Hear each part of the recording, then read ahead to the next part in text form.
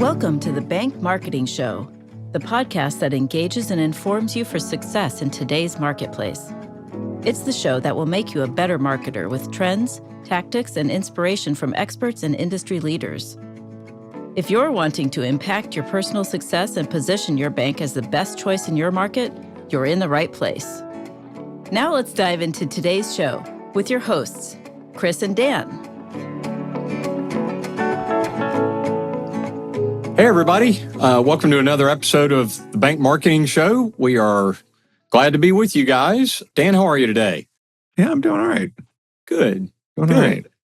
Well, we've got a little different approach on today's episode. I'm really excited about this going into, and we're actually going to do some demonstration today on the episode. And for those of you that are listening and not watching on YouTube, we're going to talk you through it as well. And Dan, you called this the AI starter kit for community bank marketers. And I think this is, we kind of feel like if you're not here and doing some of these types of prompts and things that we're actually going to demonstrate today, you should be. And maybe if you already are, you can pick up on some additional tips from what we're going to show today. Yeah, I was thinking a lot about, we did an episode with Ben Udell, I don't know, maybe a year ago. Mm-hmm. And, he had some great tips of, treat AI as an intern, and he shared some prompts and kind of his approach. And it's been a while. I mean, that's a great episode to go back and listen to, but it's been a while since we've done the more tactical stuff. We've had some general conversations about AI, but, just in talking to banks, it's like, you're either on the bus Yeah. and using AI, as much as you can, or you haven't kind of gotten started. And it feels like there's like a blocker, right? You're worried about compliance, or you're worried about, your bank has a policy against it, or you're just not sure how to kind of get started, or it's just really hard to interrupt your process and do something new. So what we're going to do today was just talk through like easy things you could be doing. Right. Yeah. And we've got a couple use cases we'll walk you through. We're not going to go super in depth on any of this stuff. It just kind of get your feet wet, show you what you can do pretty easily. And so maybe even if you're already doing AI, maybe there's something we'll talk about today that you're not doing that'll generate some ideas. And then, we're planning in the next few episodes to go in depth on a couple of these things. Yep. Right. Yep. It's really easy to get AI to like generate stuff for you. The hard part's making it better, making it more consistent, working it into your process. But today we're just kind of getting our feet wet, and we'll talk about some quick things you can do even later today. After yeah, there you go. Well, and we're going to demonstrate 4 or 5 different actual use cases. And so I think this is going to be really helpful. And now we wanted to kind of set up the parameters, I know, Dan, and talk about this because we feel very strongly that maybe the fear involved, you mentioned it, is compliance and all of these things. And we certainly want to encourage that even with the use cases that we'll demonstrate on the episode today, this is to get you down the road. A couple of them really are just to kind of set up a direction. And a couple of them are to give you really good content and all of that, but it still needs to be perused and then edited for compliance and humanized. And Dan, I know, our listeners are so used to hearing us talk repeatedly about brand story, brand messaging, brand personality, all of those kind of things. And Gen AI is not going to get you all the way there in speaking into what either niches that your bank serves well, or the frame up of how you're doing services, or the specifics about your community. So you'll need to specify and humanize and make sure that you're asserting your organization's personality and messaging into whatever this generates. Yeah. Well, and too, right? Like you can get Gen AI to be really good at your brand voice and your specifics, and you can get it to do research on your community. It just takes time to set it up to do all that stuff, right? And it's not really like it's something you can build to over time, but you need to like get started. You need to start using it for some smaller things first, get a sense of how it works, get familiar with it, and you'll figure out ways to train it, on your brand voice, or like it'll learn, right? You could just have it. One of the first things we're going to do is like work on a blog here today, and we'll give it some feedback here. It's like change the tone, and over time it'll kind of learn, or you can feed it other things and train it, but that takes more time.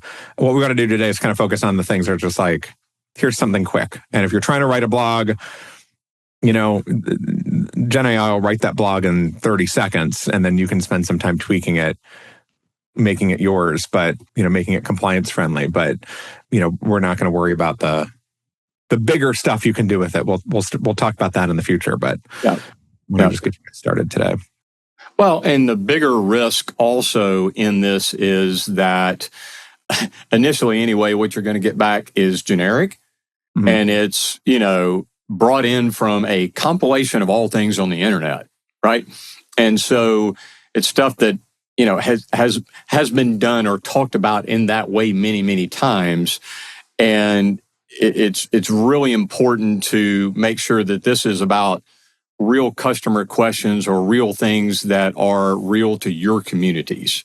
So if you're in ag and farming communities and that's where you are predominantly, or whatever the case may be of what it is for you, make sure that you're taking it from generic.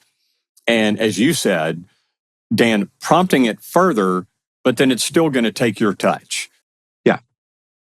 Yeah. And it's really like, there's a whole field called like prompt engineering, right? It's really like when you're writing a prompt, you're essentially you're essentially giving input to code. And the prompts will be better if you're thinking more like a software developer, but you're not software developers, so you're not going to do that. So it's more just get it to do some generic stuff. You'll do some manual tweaking on top of it, and as you do more of that, you'll learn, kind of right. Like I just wrote it to ask to write. I just asked it to write a blog.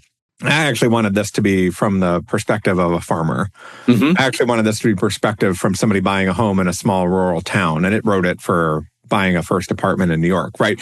Like you'll learn those nuances as you use it more and know how to adjust your prompts. Instead of writing a blog, you say, you live in a small town in rural Illinois, like here's what the housing market's like. You give it, the more information you give it, the more specific it'll make. Exactly. Yeah. Or a senior person living in St. Louis looking to invest in a CD. Yeah. Or whatever the use case is, the audience that you're speaking into. Yeah. And the way you make it yours is you feed it that stuff, right? And you can kind of say like, well, I know, right? If you're a banker in St. Louis, you know what that CD customer is kind of looking for, and you can tell it in the prompt, like write a blog for a CD customer looking for ABC.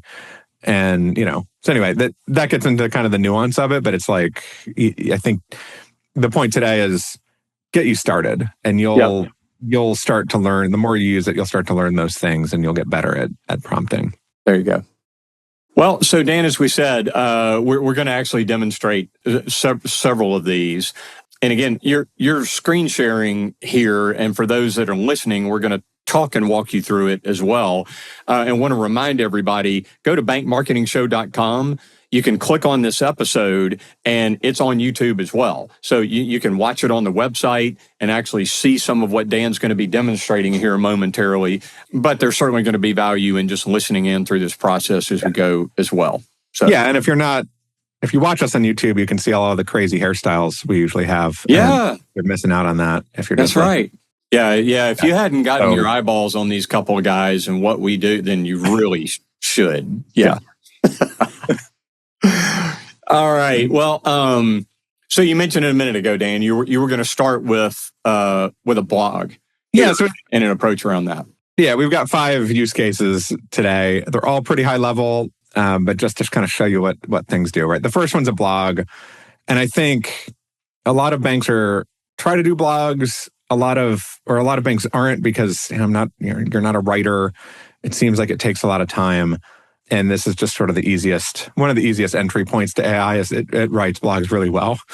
I think you mentioned this, the risk a minute ago is really just that because it writes blogs so well and so easily, everybody's kind of using it for that. So if you're just asking it to write a generic blog, it's going to churn out a generic blog, and it's going to seem like it's going to be something that's been written 1,000 times before on the internet. So what that means is like it's not really giving you an SEO benefit. It's not really telling your customers something they couldn't find easily elsewhere. So the risk here is just let's try to find a way to make it less generic. And I think the easiest way to do that is to use actual customer questions. So we've talked on this podcast before about like, go find out go meet with your loan officers, meet with your retail, your frontline staff, and customers are actually asking. What is, go to a mortgage officer and say like, what is a first, customer calls and says, I'm buying my first home and I have these questions. What are those questions? What is that first conversation about? And you can take the notes from your chat with the mortgage officer and like feed it in to write this blog. There you go. But what I'm going to do here... Yeah, go get real live use cases from your bank. That's what you're saying. Absolutely. Right. Yep. Right. And so I'm going to paste in, for those of you on YouTube, you'll see this. If you're listening, I'm just pasting in a simple prompt that says like, write a 500-word blog post based on this customer question. How do I decide between a fixed rate and an adjustable rate mortgage? That's pretty generic, but you can, if you think of some customer questions that you have, you can make it a lot more specific. But I want to stay generic to start, right? And I put a little bit in at the end. It says make it friendly and suitable for a community bank blog.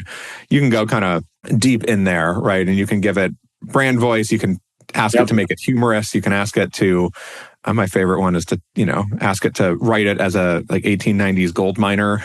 You can, put it in a haiku form. It'll do anything. Yeah. But you can play with it. Yeah. Or dig deeper into the intended audience, for example, those types of things. Yeah. Right. Skew it for a first-time home buyer in their 20s. That type of thing. So I'm gonna click generate on this, and it'll start going as we talk here.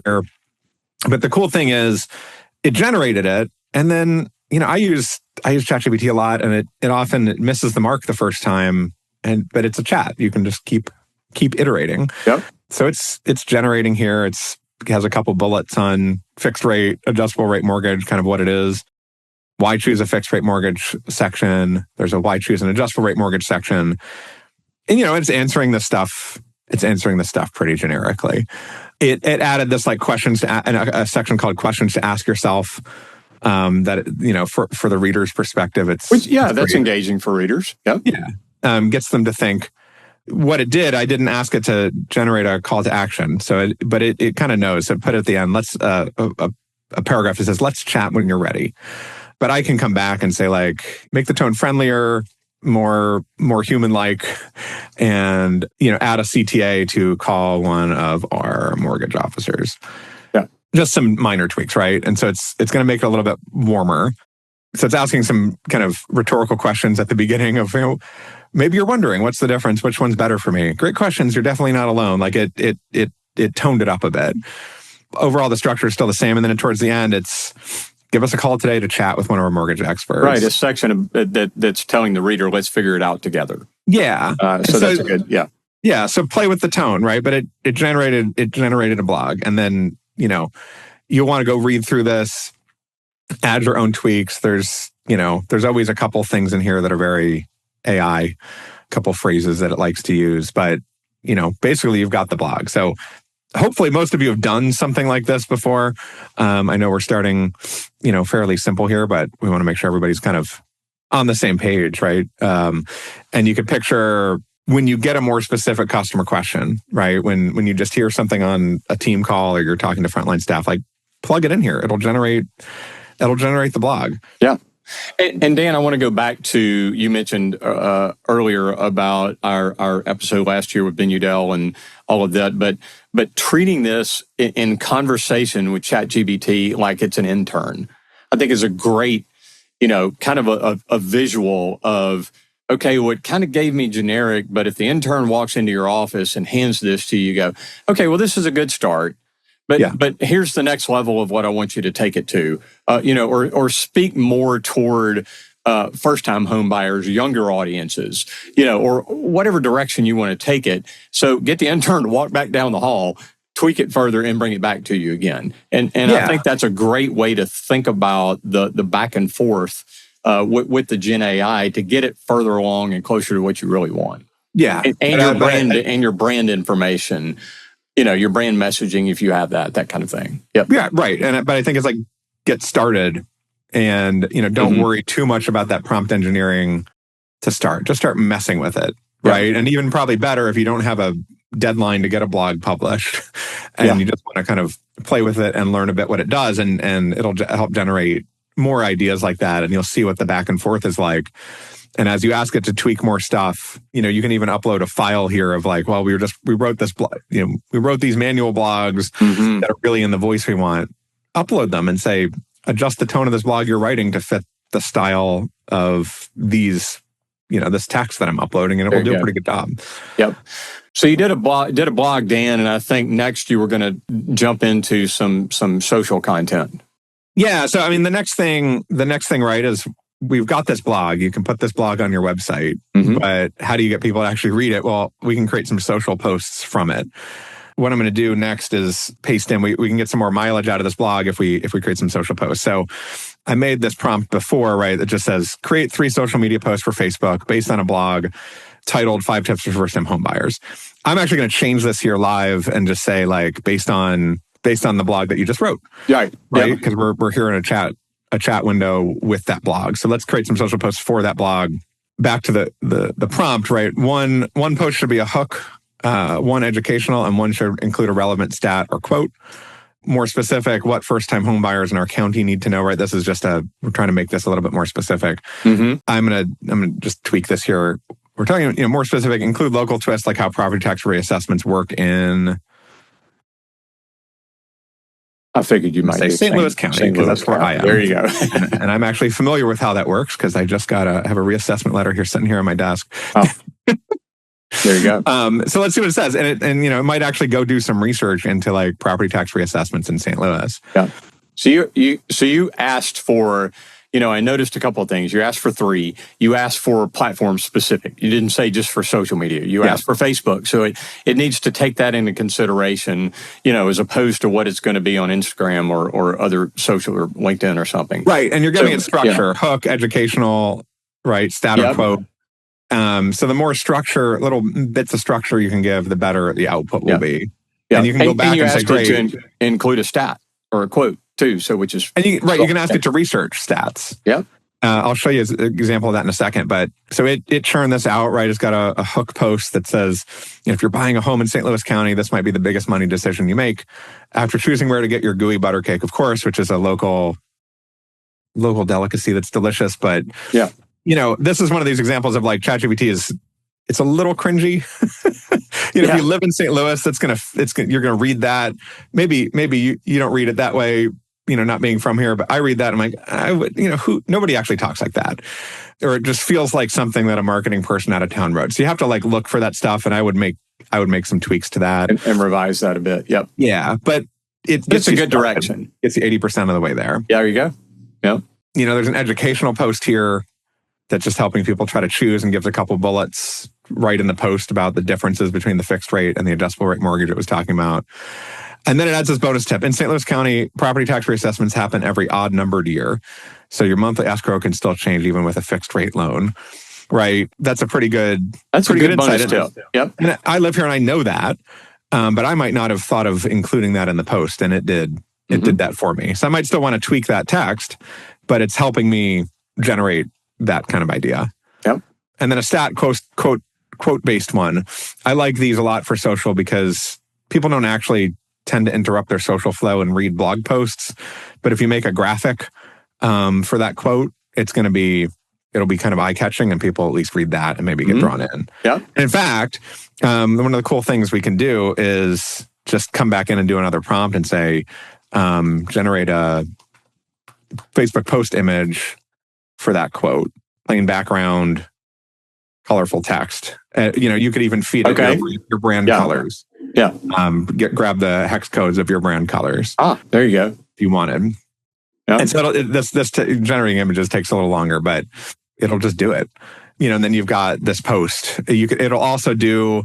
It'll also make suggestions for like royalty-free stock images to include, and you can kind of go deep. So while that generates, right, like this is it's a simple example. You could go back and say, great, adapt these for LinkedIn. There you go. Yeah, I was going to mention that. It's change it to a different platform, so it'll change the way the content is pitched. Yeah. Yep. So it'll do a lot of cool things here, right? And you can see it if you're watching this on YouTube. It's generating this image. So this from the quote, "Your mortgage should fit your life, not the other way around." It's just a little simple image, and obviously you could ask it to put a cute puppy in the background. You can ask it to do a lot of stuff. Yeah. But it's still like generated AI images. You can kind of tell they're AI still.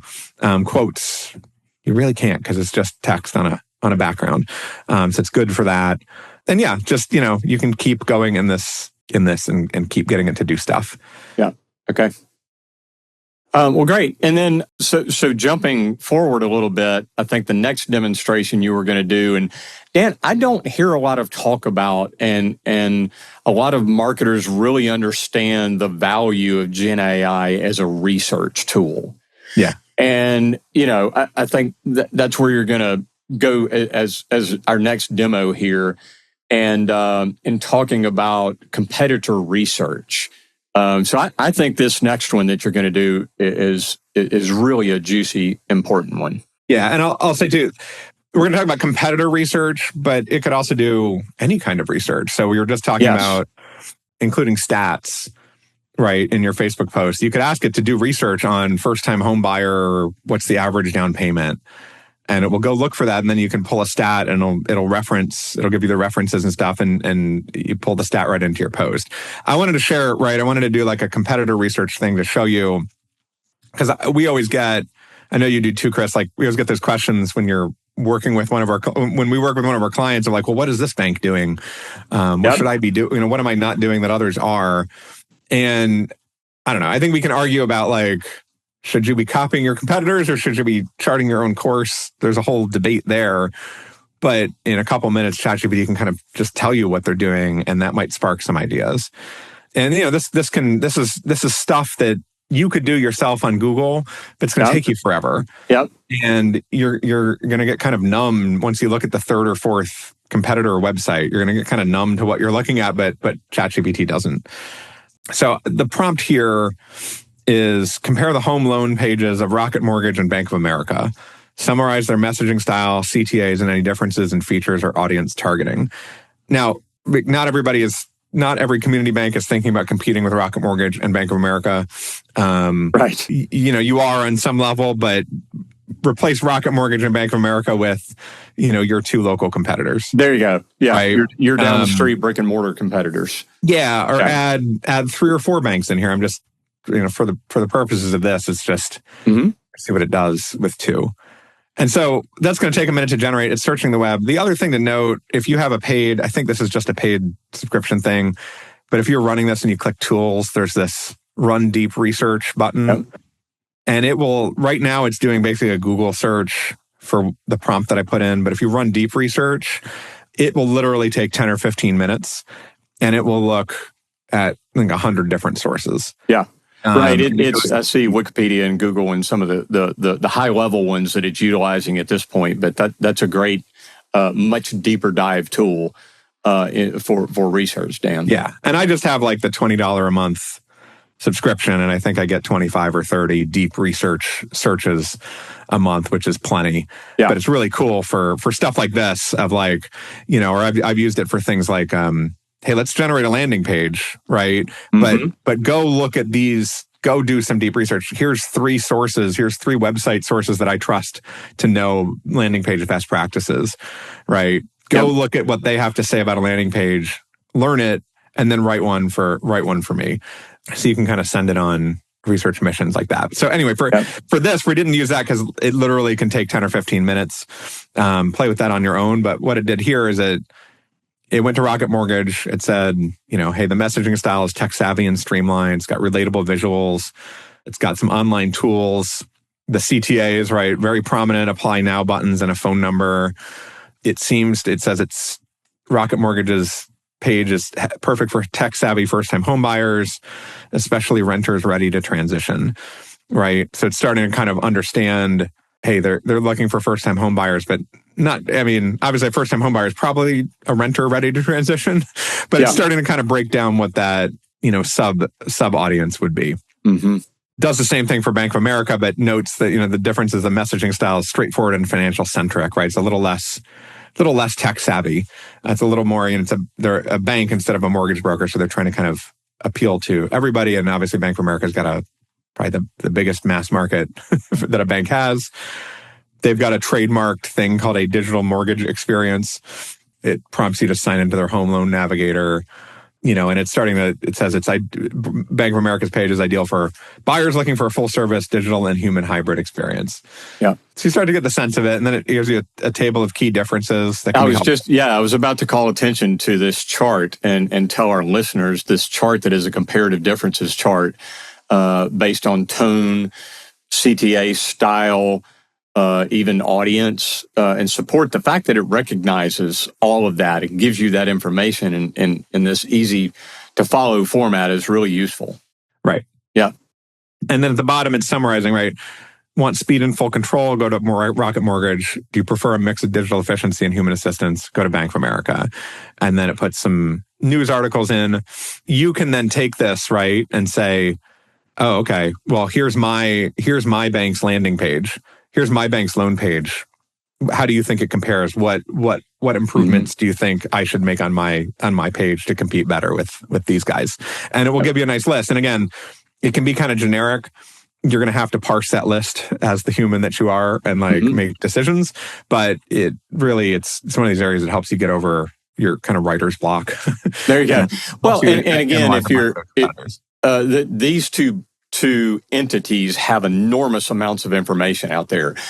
Your local community bank competition may not have as much content and as much information. A regional bank is going to have a little bit more, but again, still utilizing this, as you say, Dan, it's going to get you started, and it's going to at least give some of the basic comparative for the competitors that you're most concerned with, locally or otherwise. So, really great stuff to get you started here. Good. And then, Dan, I think you were going to jump again to another really cool demo here about using meeting notes and creating action items. So tell us about that a bit.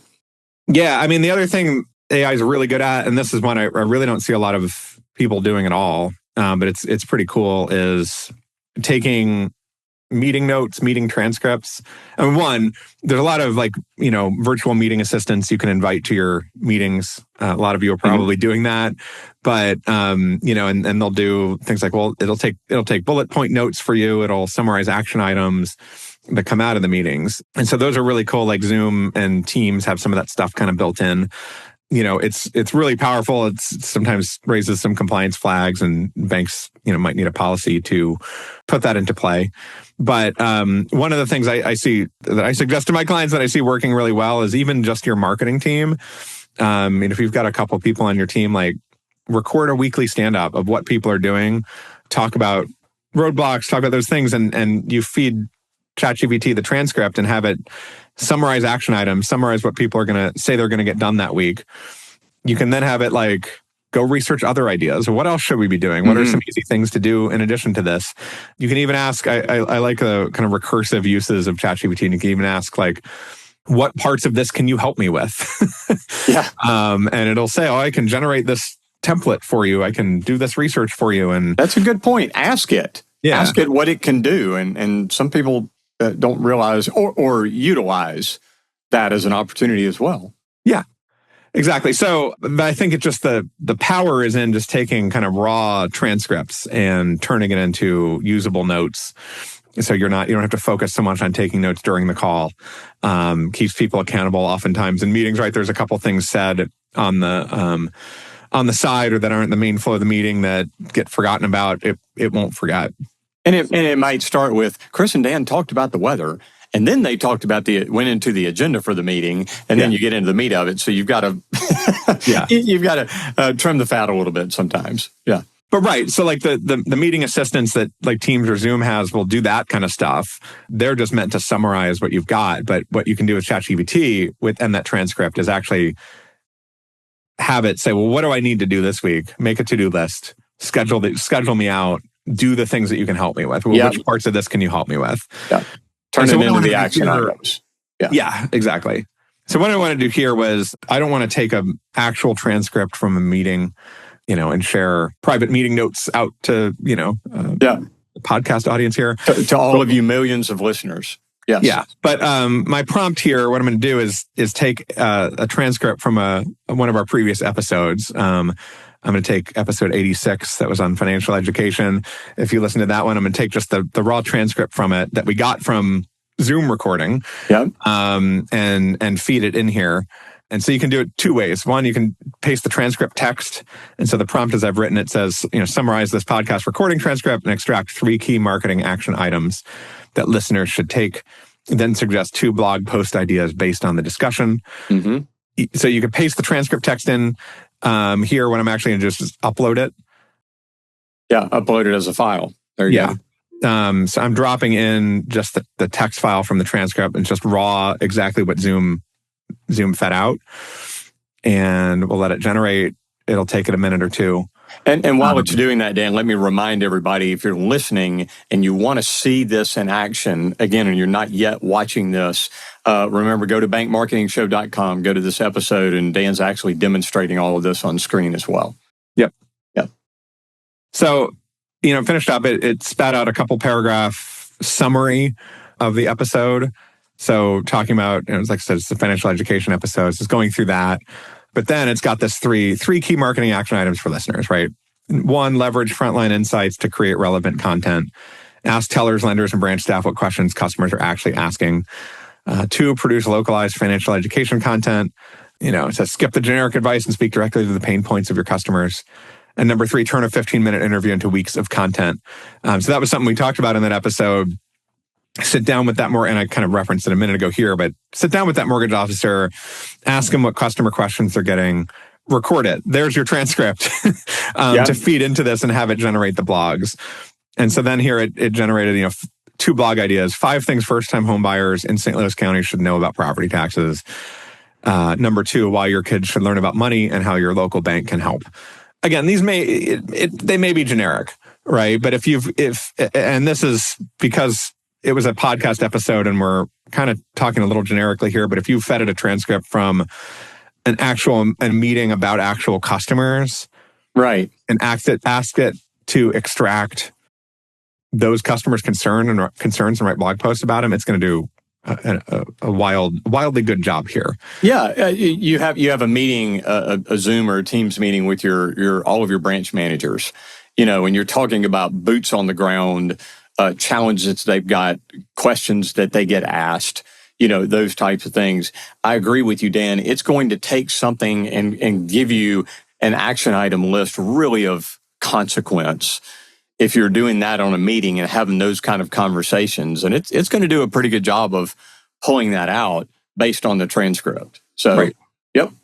Yeah, exactly. And so now it's got these ideas. I can ask it to actually generate the blog. I can just say, great, right? I like number 1, write a 500-word blog post about it. Make sure to include you get more specific. Make sure to include these 3 things in the blog, or then you could use the deep research function. Go actually research, property taxes in the zip code that our branch is in, not just St. Louis County, because St. Louis County runs the gamut of, different values of homes. And if your bank's in a wealthy area versus an up and coming area, like the concerns may be different. So hyper localize it based on what but know that it can do. You have to have the idea to hyper localize it, but it can do the research. You can say, look, no, I'm writing this for readers in this particular zip code. Go dive deep. Yep, there you go. Really cool. So that's giving good stuff. And I know the one more demonstration that you wanted to do, Dan, is kind of taking this to the next level with what it's doing around image generation. Yeah. So this is another good one that I'm hearing some people utilizing some of the basics that we're demonstrating today, and certainly we've added some some really specific prompts and feedback, et cetera, and now going into image generation. Yep. And so I kind of generated that quote image before, but obviously, you've all seen AI generated images. You can go deeper. You can make something more specific, so it can be anything. I'm just going to say, generate an image to go with this, why your kids should learn about money and how your local bank can help blog. And again, like it did a minute ago, it takes it a minute or two to do it, and then you can play with it. So you probably don't want to AI generate for everything, but I think about kind of featured images on blogs. And it's like, I think there's certain use cases where it's fine, right? Like for blog posts, it's fine. I would not AI generate like your homepage, your bank's website homepage image, right? Something that's going on a bunch of printed flyers, because it just feels AI generated. But think about the use case, like it on a blog page. Does it really matter? Yeah. I've used these for like Tunova's blogs, right? And it's just, if you start putting animals or humans in, it looks a little weird. But if you're just doing kind of, generically digital picture of a computer, like, stock market charts, like those types of things, like come out pretty well. Well, and certainly while it's generating this too, Dan, worthy of mentioning, we're doing this in ChatGPT, but Canva and lots of other platforms that are out there are doing this, and some of them a better job even than this is doing of image generation. And again, back to our base point when we started on this episode is sometimes this is just to get you started.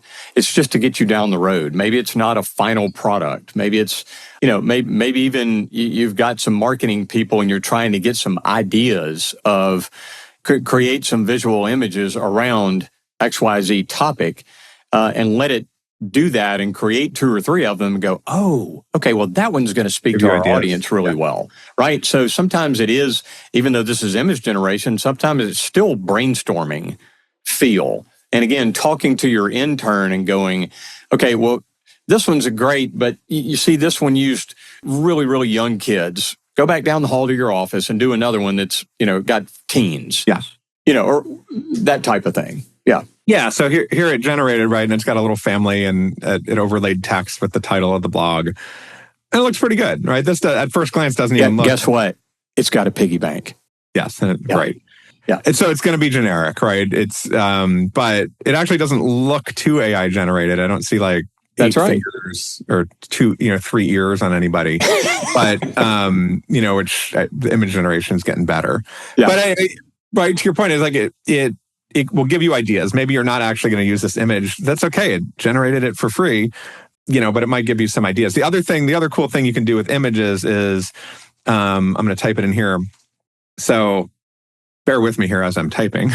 Yeah, but where you're going with this, and again, so while you're going to on this next prompt step and doing this, Dan, I certainly want to mention also that we even have, as an agency and as a marketing agency, and I mean, we have 6 designers on staff. So, I mean, they do this stuff blindfolded backwards all day long, and very specific to the brand and local community of each client. But we've got marketing directors for a couple of our bank clients that are using this, again, to give them ideas.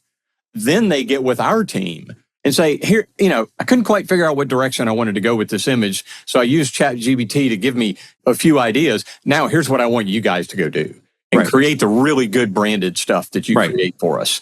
So again, the use case for this is just so many different opportunities and ways to use it. And so, excuse me, you were going to take this one to the next level too. Talk about that. And all I'm saying here is like, I'm typed in, find me some royalty-free images to go along with the blog on sites like Pixabay and Wikimedia Commons, which if you haven't heard of those, are great. They're free stock image sites. Well, Wikimedia Commons is more like Wikipedia, but for media. Yeah. But they're full of images that you can use without attributing them to anybody or with a simple attribution and no cost. And so it'll actually go search those sites and do that, and it should provide back links. Right. So here it provided back for, maybe these aren't good, but it provided similar images here and links right on the royalty-free image sites that you can click through and just download download the image. And like we did before, I would go back and say, you know what, I want to use actual pictures, not... I was going to say, just prompt it further. Find stuff without a piggy bank in it. Stay away from the tried and true motifs of piggy banks, or like the little plant bud that keeps growing that you see everywhere. Yep. And give it some feedback and tell it what you want, and it'll get better.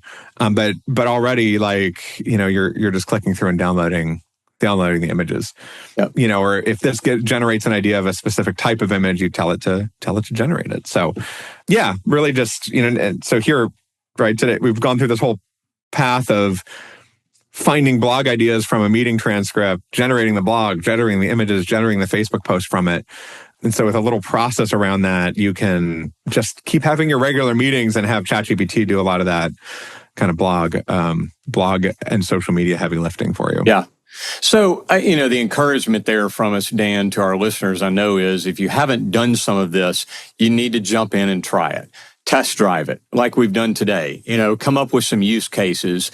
And for those that are utilizing it, we've probably demonstrated some other or better ways to do it today too, and helped you think about next steps for prompting further, those types of things. And it's, what all you can use this for is truly amazing. And again, this is not replacing marketers. This is helping marketers to be more efficient, expand idea generation.